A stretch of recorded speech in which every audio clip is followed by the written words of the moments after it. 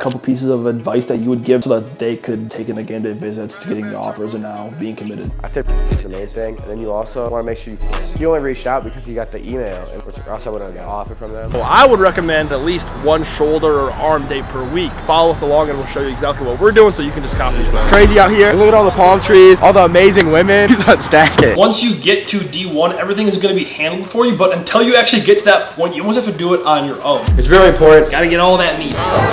What's your favorite part about going D1, Will? The reason I did is to show. Happy Saturday and good morning. Today we have an awesome day planned. Our boy Brett is down here. He just committed, so we got Brett down here. I guess most of you probably know Claude too, so Claude is gonna move this today, and then Ryan behind the camera, an absolute stud. So we're gonna go lift right now and potentially make some food, and then tonight we're gonna hit up Top Golf and dinner, and I guess see what else happens. So it's gonna be an awesome day. Stay tuned.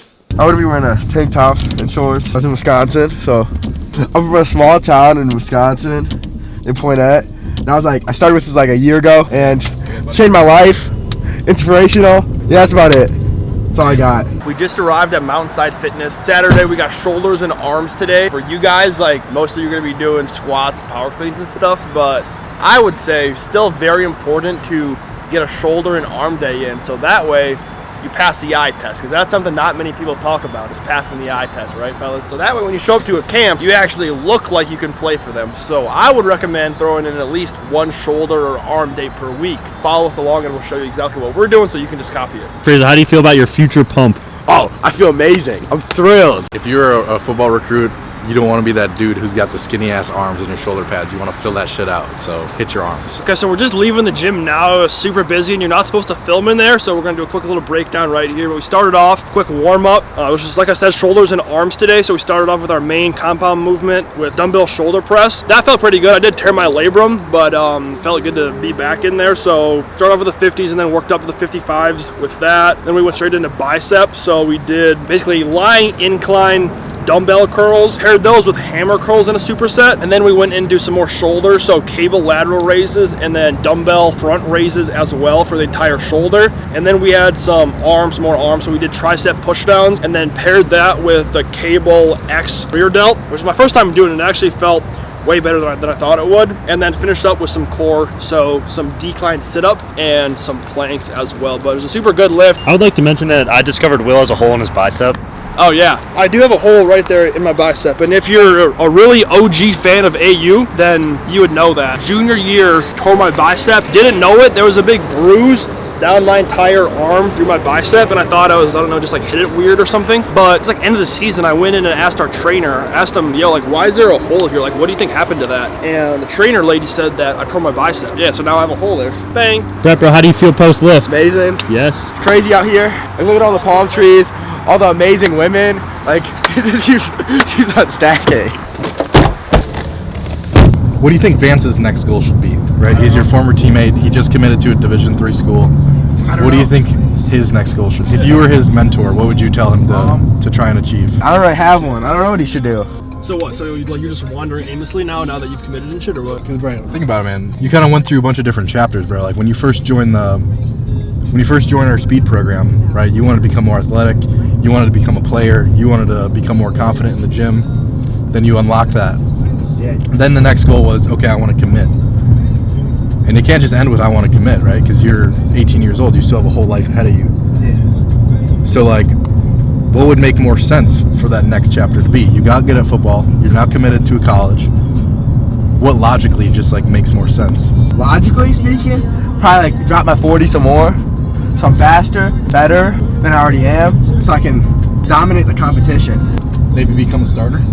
Because that's one mistake people make when they achieve their goals, right? Once they achieve their goals, they think that they made it, but they don't set another one. And if they don't set another one, then they get complacent and they stay there, right? So for me, my goal was similar, right? I just wanted to commit. I wanted to go to a school, but then it just stopped there. Like I didn't have a goal that I want to start. I want to become an all-conference player. So I kind of just floated in college, and I didn't stay locked in on my routines. So then I became a failure, which is the #1 AU YouTube video. Go check it out. But Brett, you should come to terms with yourself that my next goal is to become a starter on this team. So I gotta create a vision board, a long-term vision board, like a year Yeah, a year, 2 two years out, so you can contribute to the team and just be more than just a commit, right? Because you probably had 60 kids commit, bro. Will, do you remember how many seniors in our class finished at Platteville? Bro, less than 10, I'm pretty sure. Yeah, probably like 6. So, Brett, you need to think now, like, how can you be one of those 6? How can you be the kid that stuck it out for 4 years after you committed and actually, like, had a career you can look back on and be proud of? And that's what working with Will, as you continue to work with him, he'll help you figure out.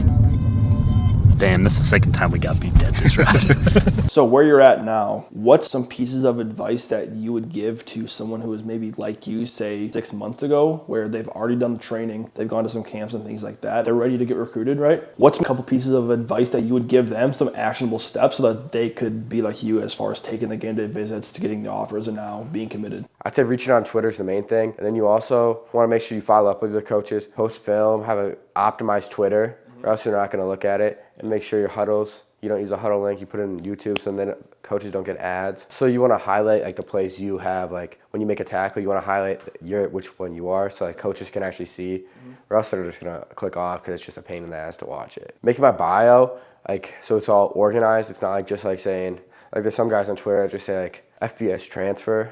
Like it's not like saying like what you are, what position. Like coaches want to see more than just that. It's mostly outreach, so you just want to reach out to the coaches, like your high school coach, but like just like saying I'm a 2026 linebacker. I'm just trying to like what you're building out there at whatever school. Just do that to all the coaches and see what happens. You have nothing to lose. You guys do all the emails, like you send them all out, which makes it a lot easier. In a lot of cases, it's really helped. Some coaches, like they'll follow back up with you on Twitter instead of just like emailing you, because not really a lot of coaches use email. Like one coach, he only reached out because he got the email, and then he reached out to me on Twitter, which else I wouldn't have got an offer from them. Yeah. So we're back at the crib now. We just came back from the gym, showered up, got cleaned up a little bit, and now we're gonna make a post-lift meal. So if you're playing football, obviously most of you are gonna want to gain weight. So including a meal that's high in obviously protein and then carbohydrates are going to be super important too. I'm on a little bit of a cut, so I'm a little bit different, but still this is going to be a super nutritious meal that's going to be high in protein, high in carbs, and delicious too. So obviously once you get to D1, everything is going to be handled for you, but until you actually get to that point, you almost have to do it on your own.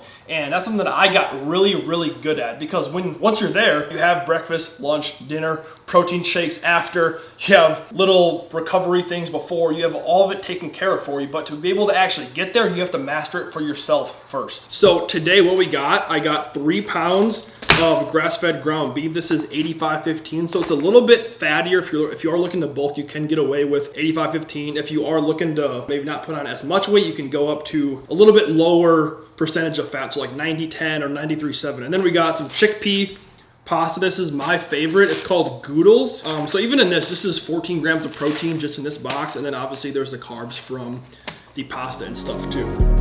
On that other jet, goddamn, I don't get no rest, goddamn. Gotta get all that meat.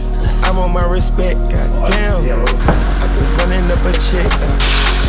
Bro, what's your experience with meal prepping as a football guy? It's very important. I went from 165 pounds to 205 because I always had food ready to eat. Like coaches see it more as if you can put on weight. It like shows that you're more valuable and more useful to them. Carrots in my ear and it clear. I've been fucking shades lights and good. Yeah, that's crazy. We're gonna get after it. We'll take it right after. Yeah, I endorse national. What's your favorite part about going D1, Will? Well, to answer that question, I have to give a little bit of background information, I feel like. Why did I actually do it? Like, why did I actually get in the portal? It was this time last year, right, that I decided to. And, like, I easily could have just stayed at Platteville for my last year. And, you know, I was a team captain. Like, we had a good team coming back. We just won conference for the first time in, like, 60 years or something it was. And I honestly didn't even do it, like, you know, for myself. I had started to help y'all out, right? The reason I did is to show y'all that it's possible, because I always felt like I had the ability, right? I just didn't, you know, play the right cards when I was in high school or have the right pieces. Like, I was obviously a pretty good player, right? Or else I wouldn't have been able to go play D1 to start with. Just because I was good doesn't mean that I did it out of high school. So then, like, giving my parents a cool time too. Like, they came to 7 of my games or whatever. Like, you know, like we were just talking about, we played at Michigan State. Like, they came to that game, they drove to that game. Like, I had my dad, mom, sister, uncle, aunt came and everything. So we had a lot of people there, and like running down on kickoff for that shit, like with them in the crowd and like 80,000 other people in the crowd too. It's a pretty sick feeling. So those are the two biggest things, showing y'all it's possible and then giving my family a cool experience. So we've got this bowled up here now. I've got it tracked because you can obviously like make the food you want and eat it, but if you don't track it, it's pretty unlikely that you're gonna be getting in enough protein and hitting your calorie goal and everything like that. For lunch or breakfast, first thing I had was mandarin oranges before we hit the gym. After the gym, I came back, mixed up a protein shake, had that, and then right now I weighed out the ground beef and the mac and cheese and everything, and I put a little bit of barbecue sauce on top too. So this is a pretty elite bowl. Here we got the mac and cheese, ground beef, the barbecue on top. We're gonna go in for the first bite. Yep, that's the one right there.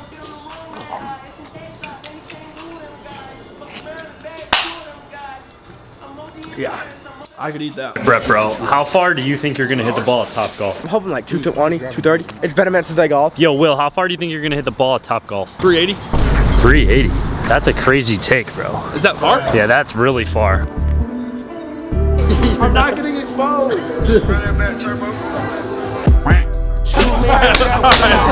don't know. I can't hit him at all. 380. 380. So Will might be really good at getting you recruited to play football, but I would not recommend that you take golf lessons from him. Hey, driving, that's my one bugaboo.